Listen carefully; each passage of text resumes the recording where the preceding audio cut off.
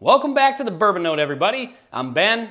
I've got an Elijah Craig bourbon on the bar tonight that I didn't even know existed. Let's get into it.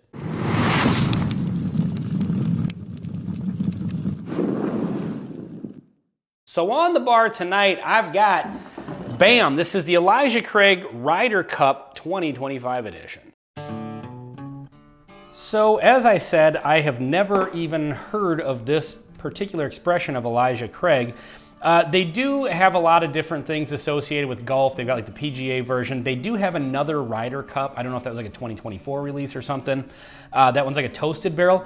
But this one is 2025 Ryder Cup, and it's finished with toasted sugar maple and applewood staves. I had no idea that Elijah Craig put this bourbon out. 94 proof, just like the regular small batch.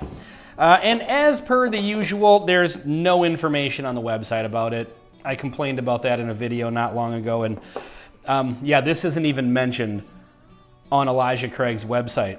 So I was in a store in Duluth, Minnesota, just bourbon hunting, and I happened to see this with the red label there.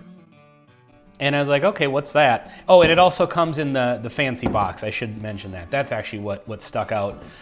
Comes in the fancy little box. So I looked it up, tried to find some stuff online, couldn't find really much. There's a couple of pages that have done some information on this, but again, Elijah Craig's got nothing on it.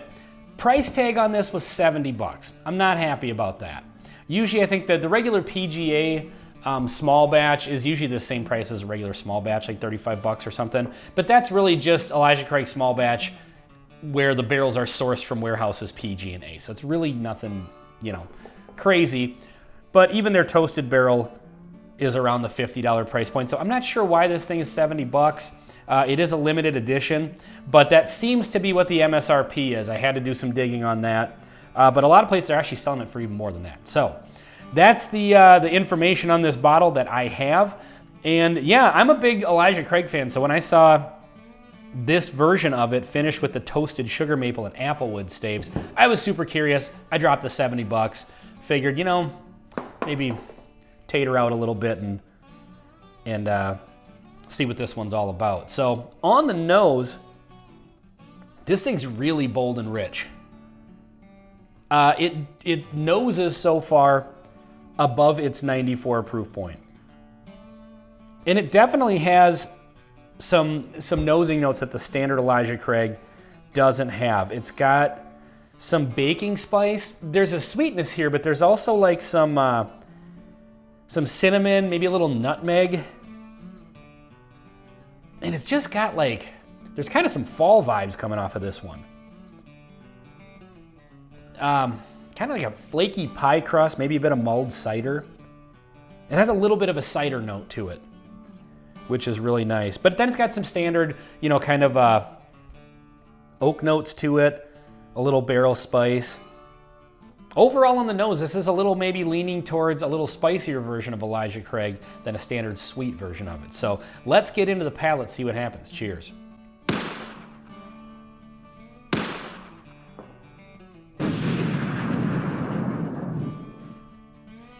I am freaking here for that. That's really good. Oh, that's really good. That definitely kicks the flavor notches up above the standard Elijah Craig small batch. Now, it comes in at the same proof as the regular small batch, but it definitely, flavor-wise, on the nose and on the palate, I think it's drinking and nosing above 94 proof. This is maybe like coming across more like it's in the lower 100s. That was one thing that I kind of had a bit of trepidation with, you know, paying the 70 bucks for it, is, you know, it's like, okay, it's the standard small batch, standard proof, it's just finished. But, you know, I gotta tell you, based on that first sip, I am super into this.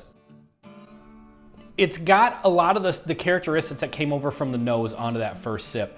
It's got like, again, the kind of fall flavors. It's got a bit of cinnamon. It's got like that pie crust and a little bit of that mulled cider. Maybe a little bit less of the cider on the palate, at least on that first sip. But it's got rich brown sugar notes with it too. And this thing is just, based on that first sip, I'm super into this. Let's get into the second sip, pick this apart a little bit more. So this thing is really, really rich and bold. up front. Like on the front of the palate, it's got that nice barrel spice and kind of like a buttery brown sugar. And it's got a nice little bite to it in a good way. And then there's like this building heat on the mid palate. Like it really just like this wave of heat that kind of gives way to a little bit of those kind of baking spice notes that came over from the nose. Some of those kind of like nutmeg and cinnamon. Interestingly enough, it's got a lot of those characteristics like the cinnamon and the nutmeg, but like it's almost like they all work together to just create one general flavor. Just one general kind of like spicy, but with a little bit of sweetness. Again, kind of like a fall type sort of vibe. I think this is going to be a good fall whiskey.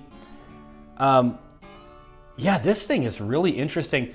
I'm excited to hear in the comments from you guys whether or not you've ever had this one before or even heard of it, because again, there's not a whole lot out there. I looked on YouTube and I cannot find a single review of this at all. So I might be first out of the gate with this one. I mean, I can't guarantee that, but I looked pretty deep and I could not find it. So yeah, this is a really, really interesting expression from Elijah Craig. I am digging this so far. Let's get into the third sip. So as far as like my overall thoughts on this, I think the whiskey is great. I'm really loving this flavor profile. Again, I'm a fan of just regular Elijah Craig small batch as a good budget-friendly, kind of down the middle, general, good quality bourbon. I'm a fan of Elijah Craig products in general. This is a nice, interesting take. The one thing I would say that hamstrings it is just the price point. I don't know if I understand the $70 price point. Again, I was willing to pay it because I'm an Elijah Craig fanboy. I had never seen this particular version of it, let alone any, sort of finished Elijah Craig aside from the toasted barrel. I've never really, I don't know if there's any other kind of like interesting finishes on Elijah Craig products, not that I know of that I can think of right off the top of my head, but I'm sure someone will comment if there are. But I think while this is overpriced at $70, the bourbon is damn good. I don't regret buying it. I don't regret paying that price for it. I don't know that I'll buy another one at that price point. I think I'll just enjoy this bottle, enjoy the experience of it. But, I kind of feel like this one maybe should have been priced a little closer to that $50 price point, along with, the, kind of like the toasted barrel and some of the other, I think the other Ryder Cup. I don't know what the toasted barrel Ryder Cup version, what that one cost. But this one is really, really good. This is like I said, this is an interesting take on Elijah Craig. I'm digging it. I just told you, I think it's overpriced. So I guess you have to make the decision as to how curious you are about this bottle before you decide to drop the $70. But honestly, it's weird because the liquor store I was at was a pretty high-priced liquor store. I wasn't terribly impressed with their prices. They had a good selection, but the prices were a little wacky. So when I saw this one at 70, I was like, okay, that's probably, inflated. But then I looked it up, and that's the lowest I could find it anywhere is around $70, and some places are charging over $100 for it. I definitely wouldn't pay that for it. So I wouldn't pay more than $70. I don't know if I would pay $70 again, but I am happy to have this on the shelf because this is a damn good whiskey. And again, it's interesting to me that I can't seem to find a whole lot. There's a couple of pages on the internet that have some information about this, but I can't find anything on YouTube. So hopefully you found this video because you were curious about this bottle like I was, and hopefully this video helps you make a decision as to whether or not you should pull the trigger on it. It is good. It's a damn good bourbon. The other thing about this too also is it has a nice lingering finish. For 94 proof, the heat and the flavor kind of sticks around a little bit longer than I would expect it to. So yeah, overall this is a great one. So let me know in the comments, folks. Have you seen this one? Have you heard of it? Have you had it? What do you think? Would you pay the price? Have you paid the price? Let me know in the comments. This has been Elijah Craig Ryder Cup 2025 on the Bourbon Note. I'm Ben. Please like, comment, and subscribe if you haven't already. We'll see you on the next one.